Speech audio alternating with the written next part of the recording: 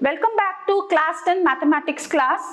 We are dealing with pair of linear equations in two variables. Today is the fourth day of this chapter. दो चर वाले रैखिक समीकरण का आज चौथा दिन है. वेलकम बैक आप सबको. अब सबसे पहले हम थोड़ा रिकैप्चुलेशन कर लेते हैं. पिछले जो इसमें जो हमने किया था वो आप देख लीजिए क्या क्या आंसर्स उसके आए थे. मैंने जो एग्जाम क्वेश्चंस दिए थे आपको सॉल्व करने, उसके आंसर्स आप एक बार देख लीजिए. Okay, look at exercise 3.1, the question number 1. You can see in the slide here which is been shown. पहला जो क्वेश्चन का जो आंसर था वो लाइंस जो थे इंटरसेक्टिंग लाइंस थे. We got intersecting lines, that means जो है प्रतिच्छेदी रेखाएं हमें मिली थी और दोनों एक दूसरे को कहां प्रतिच्छेद कर रही थी, 42,12. ये डिपेंड करता है आप x क्या लिए थे और y क्या. अगर आप आफ्ताब का एज x लिए होंगे तब आपका 42,12 आएगा. अगर आप आफ्ताब का एज y लिए होंगे तब 12,42 होगा. ठीक है, लेकिन अगर आप ग्राफ देखेंगे तो आपको पता चल जाएगा कि आफ्ताब का एज जो है 42 इयर्स है और उसकी बेटी का जो एज है 12 इयर्स है. तो एक क्लियर हो गया आपका. क्वेश्चन नंबर 2 देखिए. अभी क्वेश्चन नंबर 2 में जो लाइंस थे दे इंटरसेक्ट एट 1300 and 0. इसका मतलब क्या होता है, बैट का अगर आपने कॉस्ट अज्यूम किया था x है तब आपका बैट का जो मूल्य है 1300. The cost of bat is 1300. Cost of ball क्या है, 0. बढ़िया ना, बैट के साथ बॉल फ्री. अब क्वेश्चन नंबर 3 में देखिए. क्वेश्चन नंबर 3 का ग्राफ जो है पैरेलल लाइंस थे, दैट मींस उसका कोई भी सॉल्यूशन नहीं है. अब स्लाइड में देखिए एक्सरसाइज 3.2 का फर्स्ट क्वेश्चन का पार्ट 1. दो क्वेश्चंस थे उसमें. फर्स्ट क्वेश्चन का part 1, the lines intersect at 7,3. अगर आप नंबर ऑफ गर्ल्स लिए होंगे x तब आपका नंबर ऑफ गर्ल्स होंगे 7. अगर आपका नंबर ऑफ बॉयज आपने अज्यूम किया होगा y तो आपके नंबर ऑफ बॉयज कितने हैं, 3 है. तो ये आपका आंसर हो गया. डिपेंड करता है कि आपने x किसको अज्यूम किया, y किसको अज्यूम किया. अगर x आप नंबर ऑफ गर्ल्स अज्यूम किया तो you will get the intersecting point at 7,3. अगर आपने गर्ल्स को y अज्यूम किया होगा यू विल गेट 3,7. ठीक है. अब नेक्स्ट क्वेश्चन देखिए part 2, the lines intersect at 3,5. तो लाइंस इंटरसेक्ट एट 3,5. तो इसमें क्या था, cost of pencil and cost of pen. अगर कॉस्ट ऑफ पेंसिल आपने अज्यूम किया है x तब आपका कॉस्ट ऑफ पेंसिल इज 3. ठीक है. अगर आपका कॉस्ट ऑफ पेन आपने अज्यूम किया है y तो cost of one pen is 5. तो ऐसा करके आपको ये क्वेश्चन का आंसर भी आपको ग्राफ से आपको मिल गया. अब अगला प्रश्नावली देख लीजिए. एक्सरसाइज 3.3 प्रश्नावली 3.3 के answers.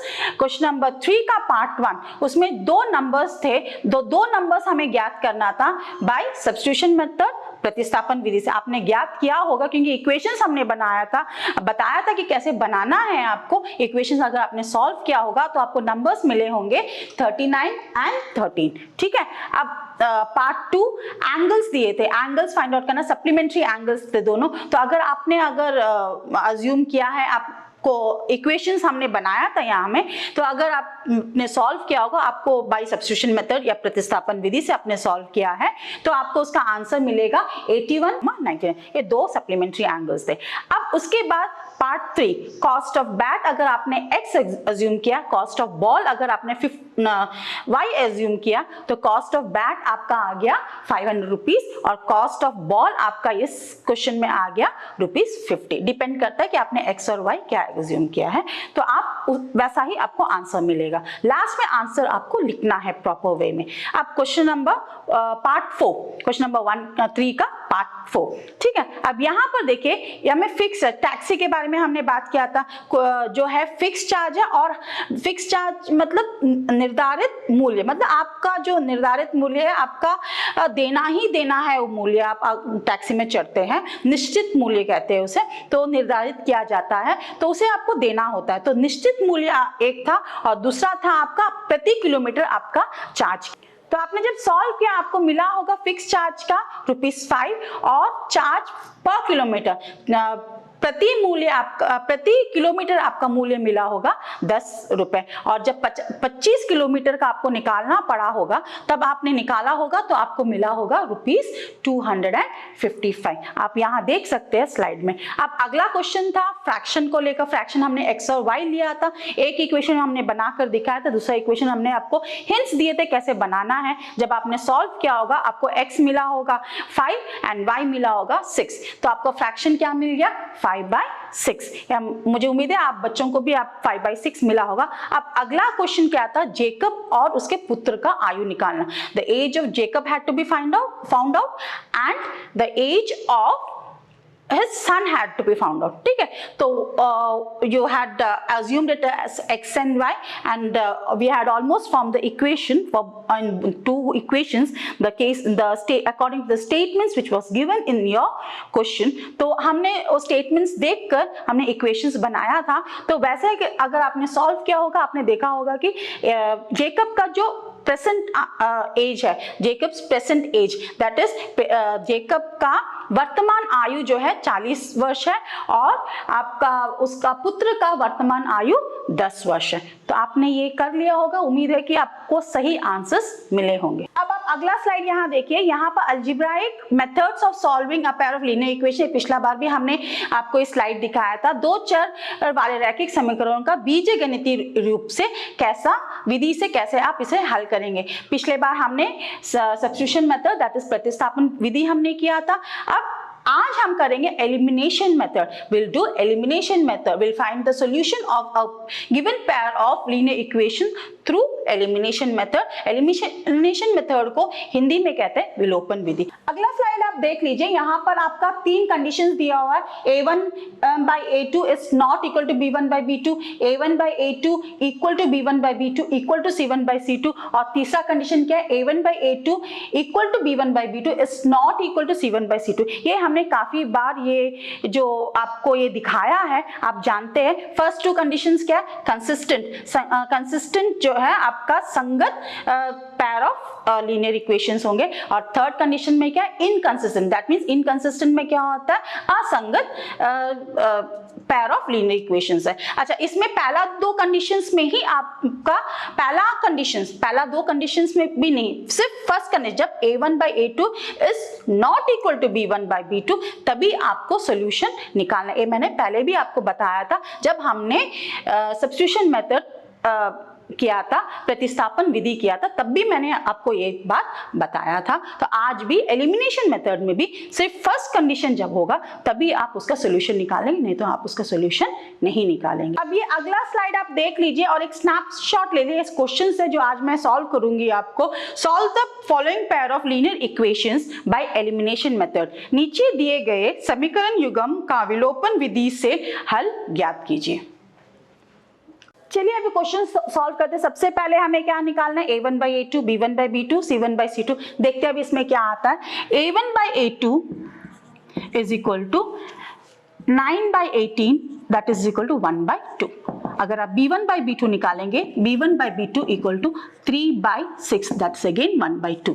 And if you find out c1/c2 तो आपको क्या मिलेगा, 12/24 दैट इज अगेन 1/2। अब ये कंडीशन में क्या हो गया, आपका तीनों आपके इक्वल है। That means a1/a2 is equal to b1/b2 equal to c1/c2।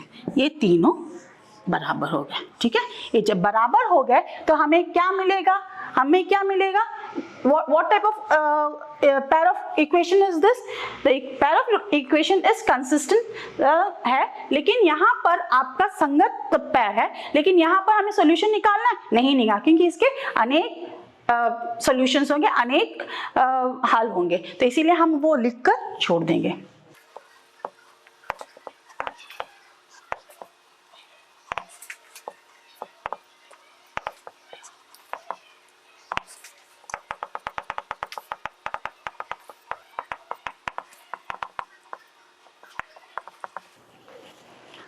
English medium बच्चे, the given pair of linear equations has infinitely many solution. दिए गए समीकरण युग्म के अनेक हल, बस इतना लिख के आपको छोड़ना। अब अगला क्वेश्चन में आप देखिए, अब अगला क्वेश्चन में भी हम a1/a2 निकालेंगे। a1/a2 is equal to 6/2 that is equal to 3/1 that is 3। अब b1 by b2 is equal to -3 by -1 that is equal to 3. Now अब देखो ये दोनों इक्वल है, that's why we have to find C1 by अगर equal नहीं होते we don't have to find C1 by C2. अब C1 by C2 निकालते, C1 by C2 आप निकालेंगे तो क्या आ जाएगा 10 by 9. देखिए A1 by A2 is equal to B1 by B2 is not equal to C1 by C2. तो इस कंडीशन में क्या हो जाएगा, इसके कोई हल नहीं है. This is a inconsistent pair of linear equation, असंगत युग्म है. तो यहां पर वो लिख के हम छोड़ देंगे.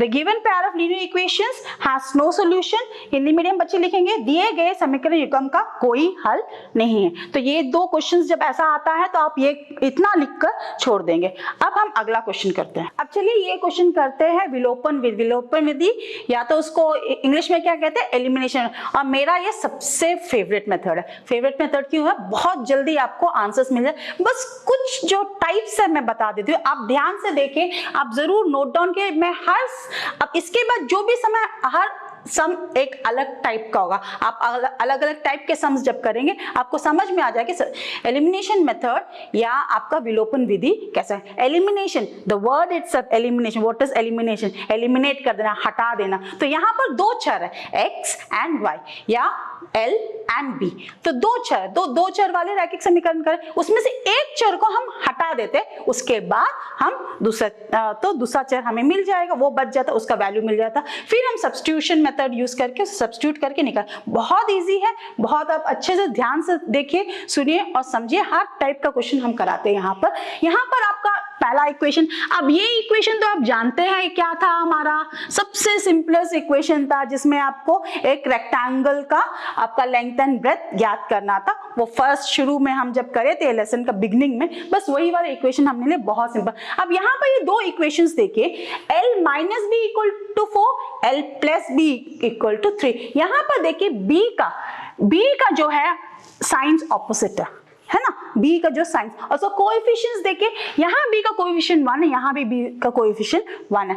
एक तो पहला कंडीशन ये है कि B का जो साइंस है दोनों इक्वेशन में ऑपोजिट में, एक में प्लस है तो दूसरा में माइनस है. दूसरा कंडीशन क्या है, उसका जो गुणांक है, गुणांक या उसको कोएफिशिएंट बोलते हैं, कोएफिशिएंट दोनों का सेम है, दैट इज 1 है. तो वो पहला दो कंडीशंस हुए. तो ये दो कंडीशंस में हम क्या करेंगे, अगर हम इसको जोड़ते हैं ये दोनों इक्वेशन को तो क्या हो जाएगा, B हट जाए. देखिए कैसा करते हैं,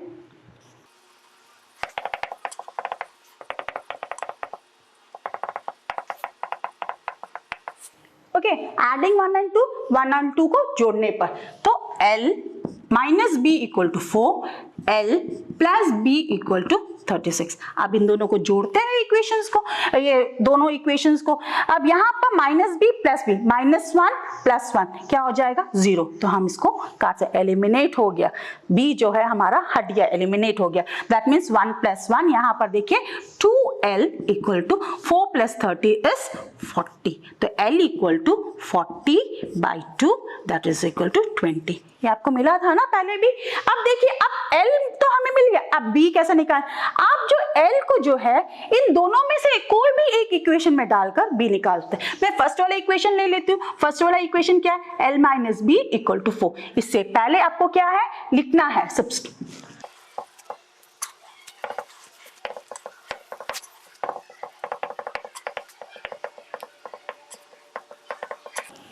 इंग्लिश में लिखे substituting L equal to 20 in equation 1, L equal 20 को 1 में प्रतिस्थापित करने पर. अब L की जगह में हम क्या लिखें 20, माइनस बी इक्वल टू 4 हो गया. तो माइनस बी इक्वल टू 20 को वहां ले जाए, हमने आपको बताया है ना, इसका लॉजिक, मेन लॉजिक हमने बताया था. लेकिन जब इजीली हमें याद करना है कैसे वहां पर ले जाएंगे, तो यहाँ पर 20 का पॉजिटिव साइन है, वहां जाएगा तो ये हो जाएगा नेगेटिव साइन. तो minus b equal to -16. That means ये दोनों साइड पर नेगेटिव हटा सकते हैं, तो b इक्वल टू 16. तो सोल्यूशन क्या हो गया आपका, solution L equal to 20, b equal to 16. आसानी से आपको मिल गया। अब पिछले जो एग्जाम्पल हमने बताया था उसमें हमने a1/a2 b1/b2 नहीं निकाला था, एक्चुअली आपको निकालना चाहिए, जस्ट बिकॉज मुझे वो पूरा पढ़ाना था, वो मेथड पहली बार मैं पढ़ा रही हूँ इसीलिए ताकि आपको आसानी हो, मैंने वो नहीं करा, लेकिन इसमें हम करेंगे, वहां से शुरू करेंगे। तो a1/a2 equal to 1/1, that is equal to 1, b1/b2 equal to -2/1, that is -2. That means a1/a2 is not equal to b1/b2.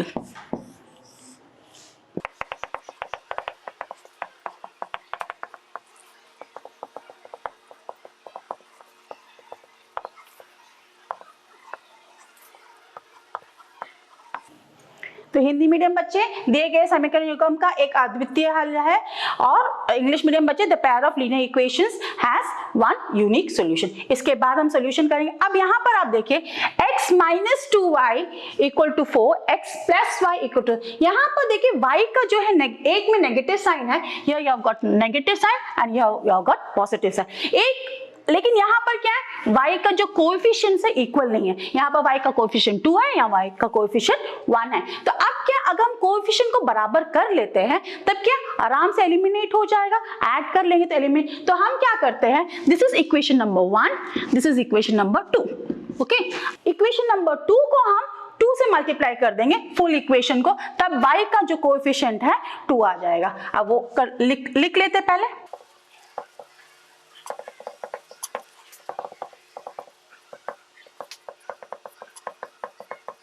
ठीक है, मल्टीप्लाइंग 2/2, इक्वेशन 2 को 2 से गुना करने पर।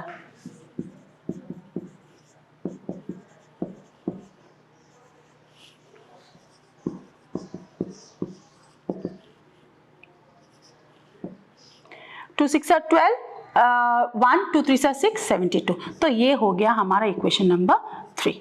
अब देखिए इक्वेशन नंबर 1, 2 से हमें इक्वेशन नंबर 3, अब इक्वेशन नंबर 1 और इक्वेशन नंबर 3 को क्या कर सकते हैं, हम जोड़ सकते हैं।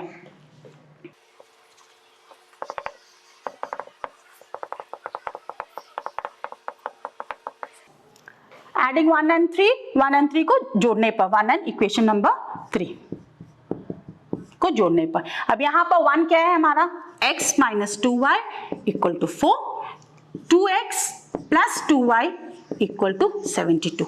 आप जब जोड़ेंगे तो ये आपका एलिमिनेट हो गया, ये आप विलोपन विधि है तो ये आपका हट गया, y जो टर्म से हट गया। अब यहाँ क्या आ जाएगा, 3x = what will you get, 76। अब x = आपको क्या मिल जाएगा, 76/3। ठीक है, अब देखिए 3 से जाता है, 7 + 6 is 13, 3 से नहीं है, तो आपका ये x का वैल्यू। अब आपको इसमें क्या निकालना है, y का वैल्यू।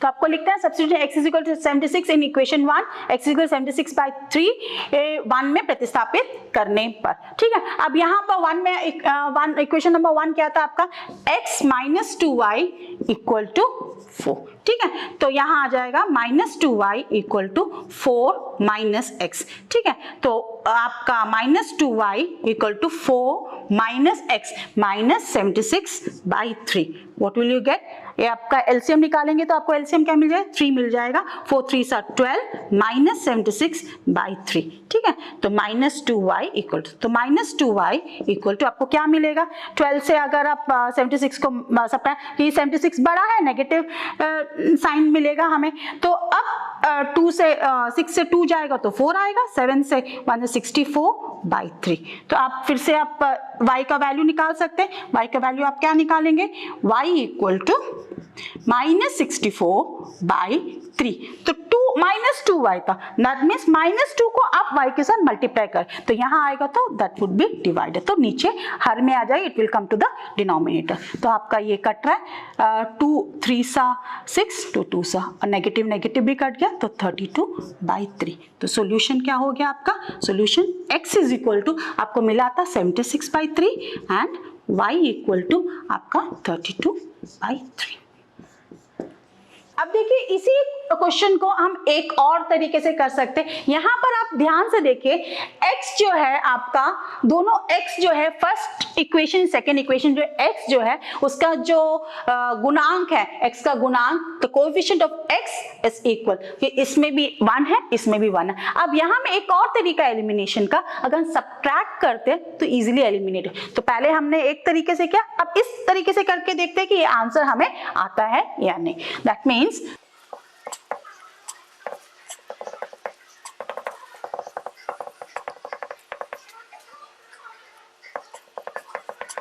ठीक है, सब्ट्रैक्टिंग 2 फ्रॉम 1 में से 2 को घटाने पर, ठीक है। अब 1 पहला इक्वेशन 1 में से घटाना है, तो दैट मींस 1 को पहले लिखते हैं 2y = 4 और इक्वेशन नंबर 2 +y = 36। अब यहाँ पर आप ध्यान दीजिए, सब्ट्रैक्शन हमने कहा था, सब्ट्रैक्शन मतलब पूरा का पूरा जो इक्वेशन है उसको -1 से हम मल्टीप्लाई कर दें। ये आप जानते हैं, तो पूरा का पूरा इक्वेशन को अगर -1 से अगर मल्टीप्लाई करते हैं, सब्ट्रैक्ट करते हैं, तब क्या होता है, पूरा सबका साइन चेंज हो जाता है। दैट मींस x का यहाँ पॉजिटिव साइन था, अब ये नेगेटिव हो गया, y का पॉजिटिव था, y का भी नेगेटिव हो गया। अब यहाँ में इसका पॉजिटिव था a भी, अब यहाँ क्या हो गया, नेगेटिव। तो यहाँ पर देखिए x and x एलिमिनेट हो गया। अब यहाँ पर क्या आ जाएगा, -3y = 36 + 4, दैट 36 में से 4 हटाना है क्योंकि -36 है +4 है, that means what will you gate,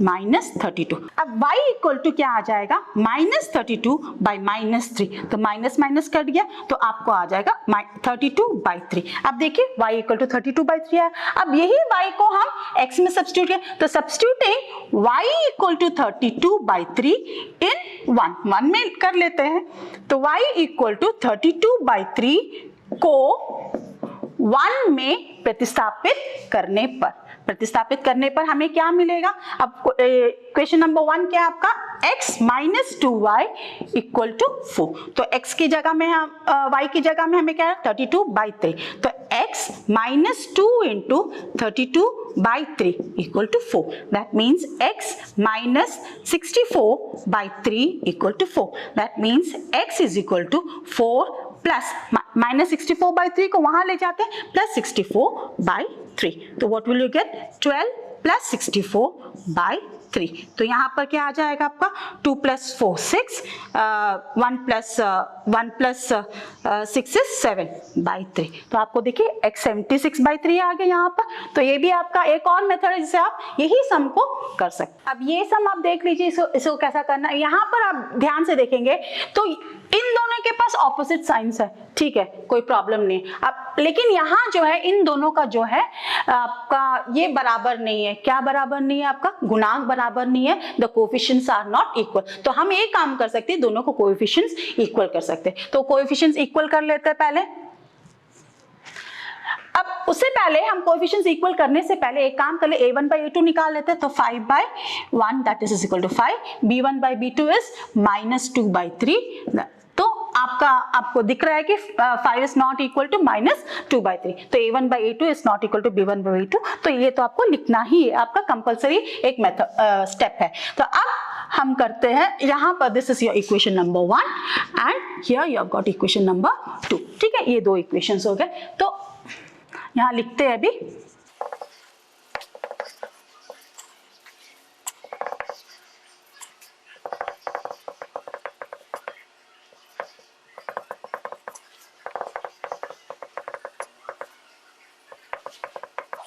तो ये आप लिखें मल्टीप्लाइंग 1/3 एंड 2/2, 1 को 3 से गुना करें और 2 को 2 से गुना करें। तो ये आप लिख सकते हैं, आप क्या स्टेप कर रहे हैं वो लिखना है आपको। तो 1 को हम गुना कर लेते हैं, तो 5a - 2b = 4 को विल मल्टीप्लाई बाय 3, तो हमें क्या मिलेगा, 15a - 6b = 12। This is equation number 3, ठीक है।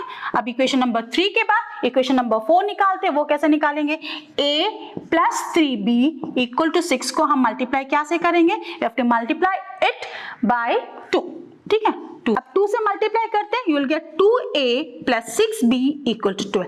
अल्टीमेटली आपका मेन मकसद क्या होता है, आपका मकसद ये होता है, आपका मेन एम ये होता है, you have to equate the coefficients of any of coefficient of any of the variable, मतलब दो वेरिएबल से दोनों में से कोई भी एक वेरिएबल कोएफिशिएंट को बराबर करना है, और हो सके तो साइन ऑपोजिट हो तो इट्स वेल एंड गुड, तो साइन ऑपोजिट हो तो वी कैन ऐड, ऑपोजिट नहीं है what we have to subtract, that's a simple rule. तो यहां में साइन ऑपोजिट है तो what we have to do, we have to add.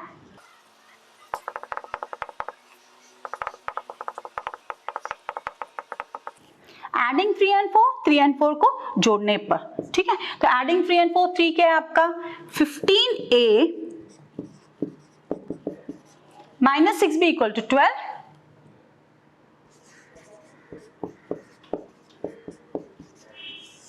अब इसको ऐड कर लेते हैं, what will you gate,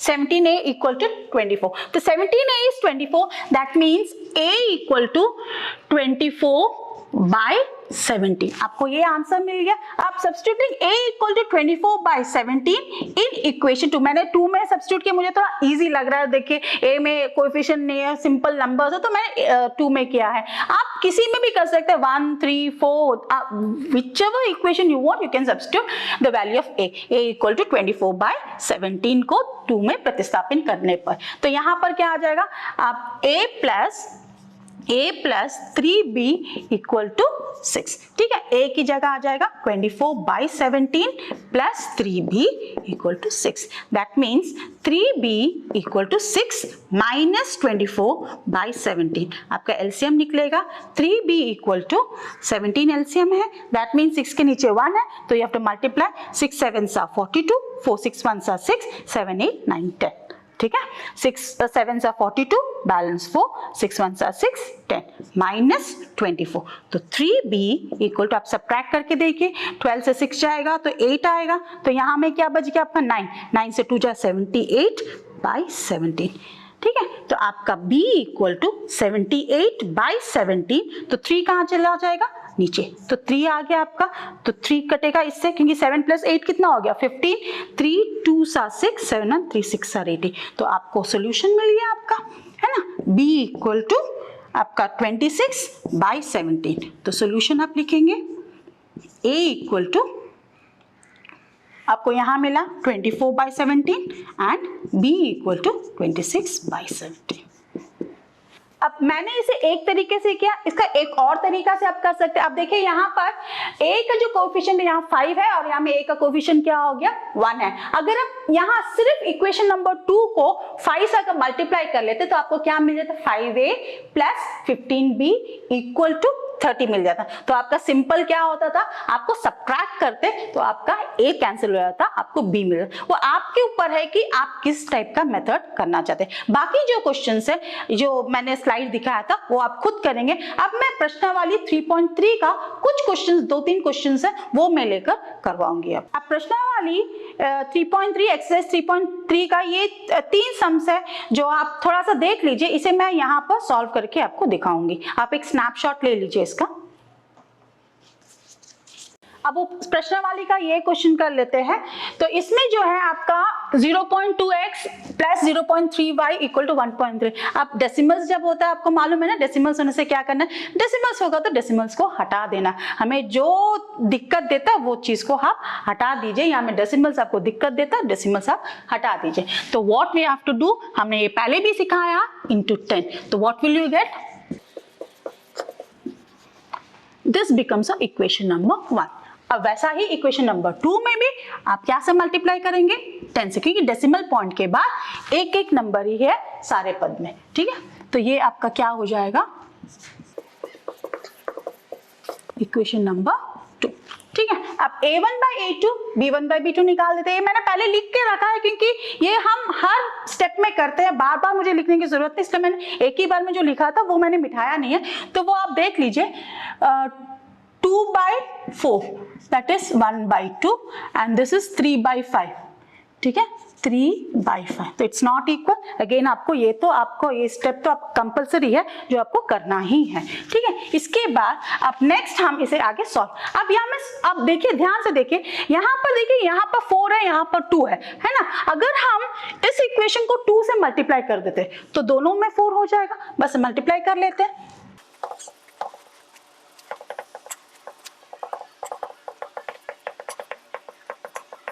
multiplying 1/2 and 1 को 2 से गुना करने पर।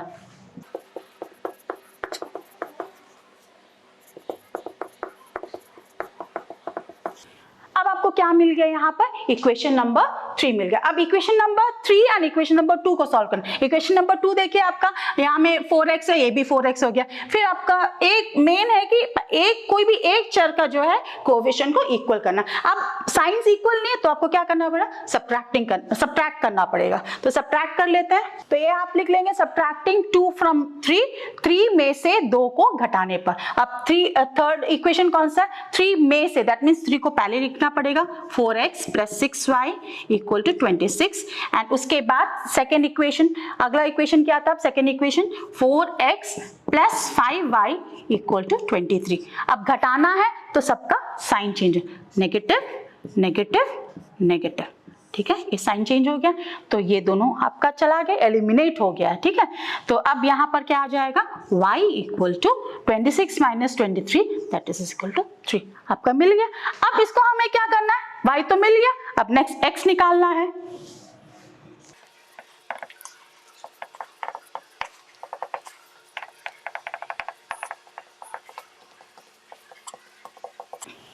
ठीक है, substituting y equal to 3 in 1, y equal to 3 को 1 में प्रतिस्थापित करना। अब फर्स्ट वाला इक्वेशन क्या है आपका? 2x plus 3y equal to 13 है ना आपका फर्स्ट इक्वेशन। तो x हमें पता लगा तो 2x प्लस 3 इंटू y की जगह क्या लिखेंगे? 3 सिंपल इक्वल टू 13। तो 2x plus 9 equal to 13, 2x is equal to 13 minus 9, plus 9 को वहां लेके जाते हैं -9, 2x is equal to 13 minus 9 is 4, तो x is equal to 4/2 that means x is equal to 2। तो आप क्या लिखेंगे? सॉल्यूशन लिखेंगे। तो सॉल्यूशन क्या हो गया आपका? x is equal to 2, y equal to 3। अब ये रूट वाला क्वेश्चन देखिए, रूट वाला क्वेश्चन हमने इसलिए लिया कि रूट से भी बच्चे थोड़ा घबराते हैं तो वो हमने लिया है। तो अब आप ये देख लीजिए, हमने इतना प्रोसेस तो ऑलरेडी आप जानते हैं कैसा करना, हमने कर लिया, देखा है कि एक यूनिक सॉल्यूशन, तो आगे हम बढ़ेंगे। अब ये में √2x एंड रूट ये, अब यहाँ पर अगर हम इसे √3 से मल्टीप्लाई कर लेते हैं तो हमें क्या मिल जाएगा? √6, और यहाँ में अगर √2 से मल्टीप्लाई करो अगेन विल गेट √6, तो हम वही करेंगे। This is your equation number 1, this is your equation number 2, ठीक है। तो इक्वेशन नंबर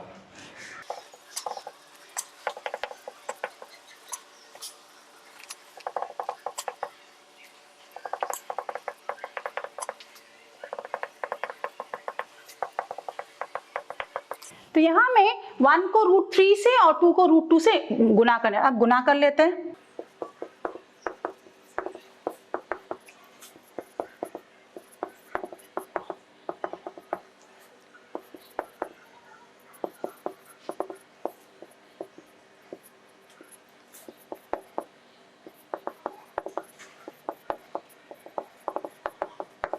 आपको समझ आ गया होगा, √2 into √3 is √6, √2 into √8 is √16 equal to 0। अब √16 हम जानते हैं 4 है, तो इन दोनों, अब यहाँ पर आप देखिए इन दोनों का ऐसा हमने लिख लिया है √3 इक्वेशन 3 एंड इक्वेशन 4। अब इन दोनों इक्वेशंस को क्या करना? इन दोनों इक्वेशंस को हमें सब्ट्रैक्ट करना पड़ेगा ताकि ये x टर्म जो है एलिमिनेट हो जाए।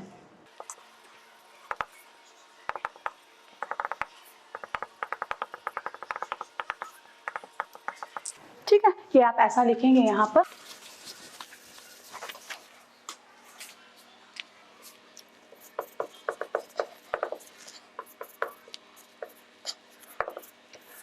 सब्ट्रैक्ट करना है तो साइन चेंज होगा, positive becomes negative, negative becomes positive, तो ये आपका एलिमिनेट हो गया। तो ये क्या आ जाएगा आपका 7y equal to 0, that means y equal to 0। अब x निकालना है।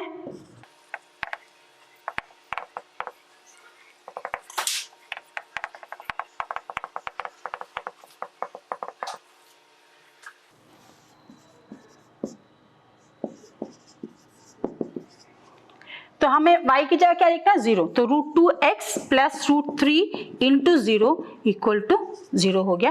दैट मीन्स √2x, कोई भी नंबर को 0 से मल्टीप्लाई कर दो क्या आएगा? 0 आएगा, that is plus 0 equal to 0, that means √2x is equal to 0, x is equal to 0 by √2, that means x is equal to 0। तो आपको सोल्यूशन मिल गया, x is equal to 0, y equal to 0। अब इसके बाद आपका क्वेश्चन नंबर, आपका एक और क्वेश्चन इसमें बचा जिसमें कि फ्रैक्शंस है, वो आप खुद करेंगे। आप जानते हैं कि फ्रैक्शंस को कैसे हटाना है, आप एलसीएम निकाल के मैंने आपको सिखाया था। आप वो एक्सरसाइज का वो सम भी आप एलिमिनेशन मेथड से जरूर कीजिए। और जो मैंने पहले आपको एक स्लाइड दिखाया जिसमें 8 क्वेश्चंस थे, कुछ क्वेश्चंस हमने नहीं किया है, वो काफी इजी क्वेश्चंस है, आप खुद वो क्वेश्चंस करेंगे। अब एक्सरसाइज 3.4 देखिए, बहुत कम सम्स है, आपका 4 ही सम्स है। क्वेश्चन नंबर 1 का 4 सम्स है। ये आप इसका एक स्नैपशॉट ले लीजिए। हिंदी मीडियम बच्चों के निम्नलिखित समीकरणों के युग्म को विलोपन विधि तथा प्रतिस्थापन विधि से हल कीजिए, कौन सी विधि अधिक उपयुक्त है। आप ये दोनों विधियों से हल करके देखिए कौन सा विधि आपको ज्यादा इजी लगता है, फास्ट लगता है, आप वो देखिए। इंग्लिश मीडियम बच्चे please note down, solve the following pair of linear equations by the elimination method and substitution method. Just do it by both the methods, so you'll come to know which method is much easier and much faster for you. Now next question is statement problems, that is the problems are related to a day-to-day life, how you can solve the problems of day-to-day life, find the solution of problems of day-to-day life through linear equations.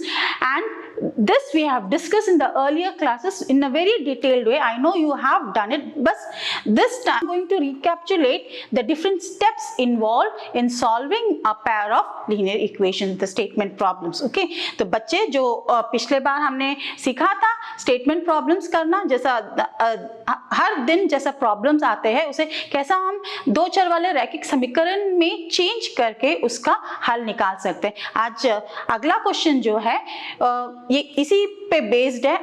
मैं आपको थोड़ा सा एक बता देती हूँ, पिछले बार हमने किस तरीके से step by step sum solve किए थे, आप वही स्टेप्स नोट कर लीजिए और वैसा ही आप ये क्वेश्चन नंबर 2 सॉल्व करने का कोशिश कीजिए। मैं जरूर कराऊंगी एक क्लास सिर्फ स्टेटमेंट प्रॉब्लम्स का होगा वज्र गुणन विधि पढ़ने के बाद, तो आप ये देख लीजिए। अब आप ये स्लाइड देख लीजिए, steps to be followed to solve a given situation using linear equations.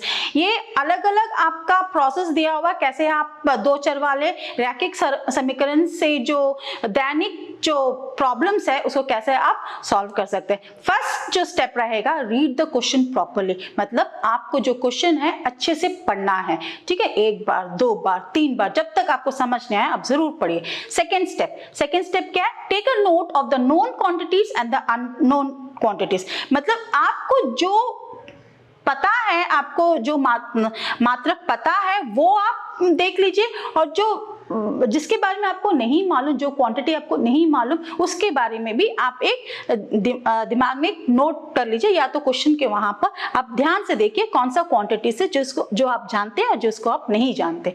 उसके बाद थर्ड पॉइंट क्या है, अंडरलाइन दोस लाइंस और words which has to be converted into equation. वो स्टेटमेंट्स हमने पिछले बार भी आप लिखा था यहाँ में, जो स्टेटमेंट्स इक्वेशन बन सकते, वो स्टेटमेंट्स को आप एक पेंसिल से एक लाइन कीजिए, तब आपको समझ में आएगा कि इस स्टेटमेंट से हमें इक्वेशन बना सकते हैं। जो दिया हुआ स्टेटमेंट है इक्वेशंस के लिए दिया हुआ है। उसके बाद number 4 is assumption of unknown quantity, मतलब आपको जो मानना है अननोन को, अब जो क्वांटिटी के बारे में आप नहीं जानते उसे आपको मानना है, एक्स या वाई आप जो मानते हैं वो स्टेप है। Step number 5, form 2 linear equations using step 3। Step 3 में क्या था, अंडरलाइन किए थे हमने वो लाइंस जिससे इक्वेशंस बन सकता है। अब क्या स्टेप 5 में वही अंडरलाइन किया स्टेटमेंट से आप क्या करेंगे, इक्वेशंस बनाएंगे। Number 6, solve the pair of linear equation.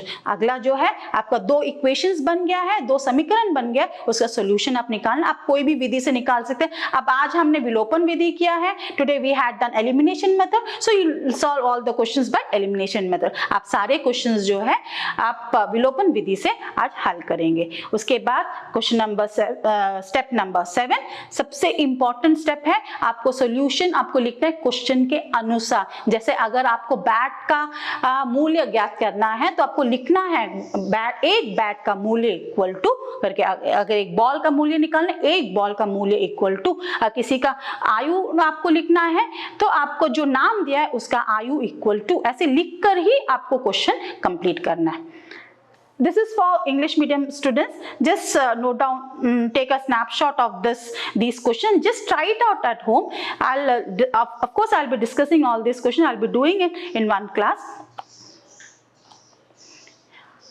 Next question number part 3, part 4, part 5. Just take a snapshot of these questions. Hindi medium बच्चों के लिए क्वेश्चन नंबर 2 के पहला भाग और दूसरा भाग आप इसका एक स्नैपशॉट ले लीजिए और खुद करने का कोशिश कीजिए। पार्ट 3, पार्ट 4 हिंदी मीडियम बच्चों के लिए एक स्नैपशॉट ले लीजिए आप और इसे भी हल करने का कोशिश कीजिए। पार्ट 5 ये हिंदी मीडियम बच्चों के लिए आप इसका भी हल करने की कोशिश। इसमें देखिए एक पुस्तकालय, एक लाइब्रेरी के बारे में बताया जिसमें उसके एक निश्चित ये है आपका नियत किराया है तथा उसके बाद प्रत्येक अतिरिक्त दिन के लिए अलग किराया है। तो 7 दिन हो तो आप ये जानते हैं कौन सा क्वेश्चन, जैसा आपका टैक्सी वाला क्वेश्चन जैसा बहुत कुछ इससे मिलता जुलता है। हर एक क्वेश्चन ऐसा क्वेश्चन है जो आप ऑलरेडी कर चुके और कुछ पुराने क्वेश्चंस के साथ में मिल रहा है। तो आप अगर पुराने क्वेश्चंस अगर नोट डाउन किए हैं, आप जरूर लिंक एक ये कर सकते हैं, उस लिंक कर सकते हैं पुराने क्वेश्चंस के साथ और आराम से। Okay students, today we have done with elimination method. I think this is the most quickest and the easiest method and this is my favorite method. I hope this becomes your favorite method also. बच्चों आज आपने विलोपन विधि के बारे में सीखा है। मुझे पूरा उम्मीद है कि आप ये विलोपन विधि बहुत आसानी से कर पाएंगे। आप एक काम कीजिएगा, जो पुराने जो सम्स हमने किए हैं ग्राफीय विधि से, आपका जितना सब्स्टिट्यूशन मेथड या आपका प्रतिस्थापन विधि से, तो वो सारे क्वेश्चंस को आप एक बार और विलोपन विधि से हल करने की कोशिश कीजिए। आप प्रैक्टिस कीजिए, ये बहुत हेल्पफुल आपको रहेगा। सबसे क्विकेस्ट एंड सबसे ईजिएस्ट मेथड है जो आप यूज कर सकते हैं।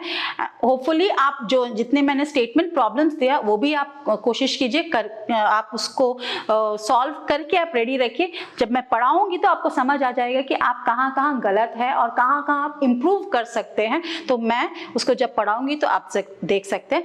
नेक्स्ट क्लास में मैं वज्र गुणन विधि के बारे में आपको बताऊंगी। I will be teaching you all about cross multiplication method of solving linear pair of equations. Thank you. Take care.